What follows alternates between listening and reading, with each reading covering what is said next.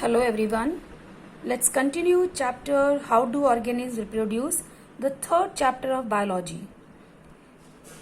Before this topic, we have seen the importance of variation for the population, and now the topic we're going to study now is the asexual reproduction. So before we discuss modes of asexual reproduction, we should do these activities given in NCERT, and students, these activities are really important because the question and MCQs in MCQ pattern, most of the question may come from these activities. So each and every activity is so important. So activity 8.1, in this activity they are saying dissolve about 10 gram of sugar in 100 ml of water.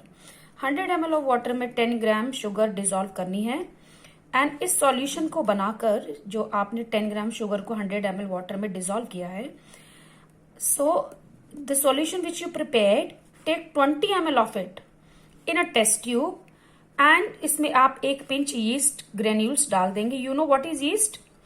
A yeast is a fungus, a unicellular fungus, and yeast is easily available in the market.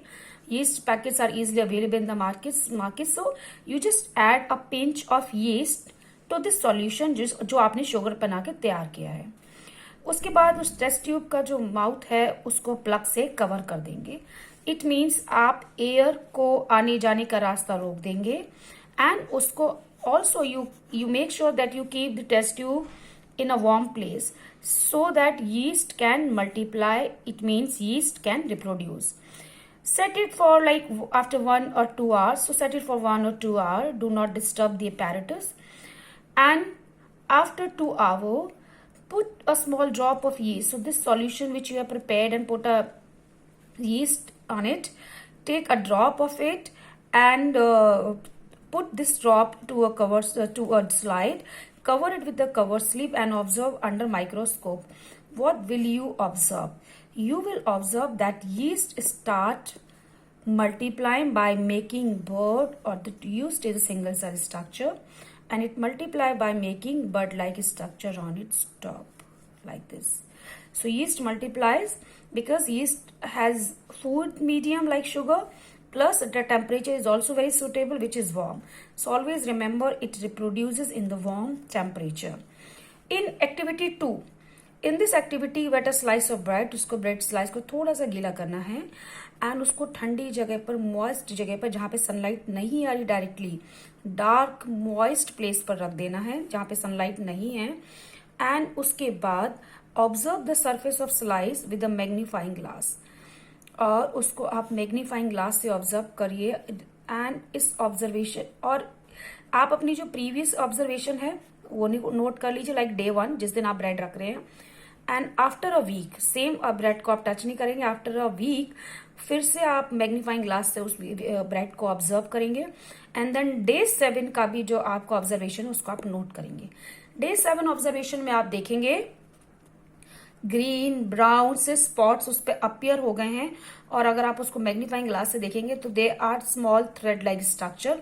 That is fungus, bread fungus, जिसको हम bread mould के नाम से भी जानते हैं. तो यहाँ पर आपने देखा यीस्ट भी मल्टीप्लाई कर रहा है एंड यहाँ पर ब्रेड मोल्ड यानी कि फंगस मल्टीप्लाई कर रहा है. Both are the method of reproduction in the fungus. Yeast is a fungus, bread mould is a fungus. दोनों में ही ये ग्रो करता है. And also they are asking you compare and contrast the ways in which yeast grows in the first case and how mould grow in the second. तो yeast will grow by budding and mould जो grow करेगा, जो bread grow करेगा, वो करेगा through the spore formation.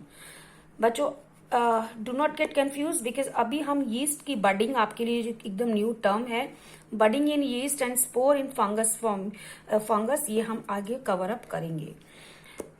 Next activity is, the activity is very simple. इसमें कुछ नहीं करना आपको. एक परमानेंट स्लाइड आपकी लैब में ऑलरेडी होगी. सो इसमें एक आपको परमानेंट स्लाइड जो अमीबा की है उसको माइक्रोस्कोप के नीचे इसको सिर्फ ऑब्जर्व करना है और आप देखेंगे सेम स्ट्रक्चर लाइक दिस. ये पेरेंट अमीबा है, ये यहाँ से वो मल्टीप्लाई कर रहा है. It means the amoeba cell is ready to divide. तो आप यहाँ देख रहे हैं यहाँ और यहाँ पे क्या डिफरेंस है.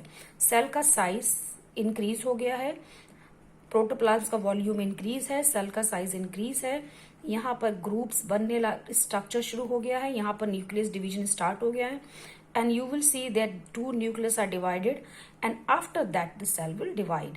So this is also called the binary fission in amoeba. So amoeba divides in two daughter amoebae. This is called binary fission, and this slide is easily available in the lab. So इसमें आपको permanent slide observe करनी है in this activity. Here you see yeast is growing by bud. Bread mold is growing by is making multiple spores, and here you see amoeba is growing, or amoeba is multiplying through binary fission and making two daughter amoebae. So this and this, all three are the methods of asexual reproduction. So what is asexual reproduction? Only single parent is needed. Two parents are not needed. One single parent give rise to the next progeny. Progeny means the next generation. Okay, so the first method of asexual reproduction is fission. Fission means breaking. बहुत सारी unicellular organism जैसे कि amoeba, paramecium, युग्लिना, bacteria, ये सारे के सारे जो हैं वो फिशन के थ्रू अपने रिप्रोडक्शन करते हैं. इसको हम फिशन भी कह सकते हैं, सेल डिवीजन भी कह सकते हैं. अब यहाँ देखिए एक सेल दो पार्ट में टूट रही है, फिशन हो रहा है. साथ ही साथ आप देख रहे हैं यहाँ पर सेल डिवीजन भी हो रहा है, एक सेल दो में डिवाइड हो रही है. So you can call it division and you can call it fission as well. So इस तरीके से दो नए डॉटर सेल्स बनते हैं. ये जो पैटर्न है डिवीजन का, this pattern is not same in all the organism, all the lower organism. This pattern is different in every organism. Like it is different in paramecium, euglena, and in amoeba. In paramecium, this split takes place horizontally, and in euglena also it takes place horizontally. While in many bacteria and protozoa, they simply split into two equal halves during cell division. Organisms like amoeba, the splitting of the two cells during division take place in any plane. Any plane means किसी भी body. इस पूरी cell में किसी भी plane से ये divide हो सकती हैं. There is no permanent fixed point जहां से वो डिवाइड होंगी. It can divide from any plane. जबकि however some unicellular organism जैसे कि one example is given in the book Leishmania, जो कि again is a protozoan, and it is a pathogenic protozoan. It causes Kala-Azar disease. It has a whip-like structure at one end of the cell, and इसमें जो binary fission होता है उसमें एक definite orientation, एक particular point पर होता है, while in amoeba this fixed position does not found. So this is the basic difference. So today we have covered two activities. Activity 8.1 yeast, activity 8.2 bread with the mold, activity 8.3 amoeba की permanent slide का देखना. इसके साथ साथ आपने देखा fission, अभी जिसको हमने सिर्फ इंट्रोडक्शन ही पढ़ा है, अभी we have not gone into the detail. So fission means breaking, और फिशन में आपने देखा यूनिसेलुलर ऑर्गेनिज्म. याद रखिएगा, single celled organism reproduces by fission like amoeba, paramecium, euglena, and bacteria. One more is there. This is a protozoan, Leishmania. तो simple language में हम कह सकते हैं many protozoan. Not all the protozoan, but many protozoan divide by fission or binary fission.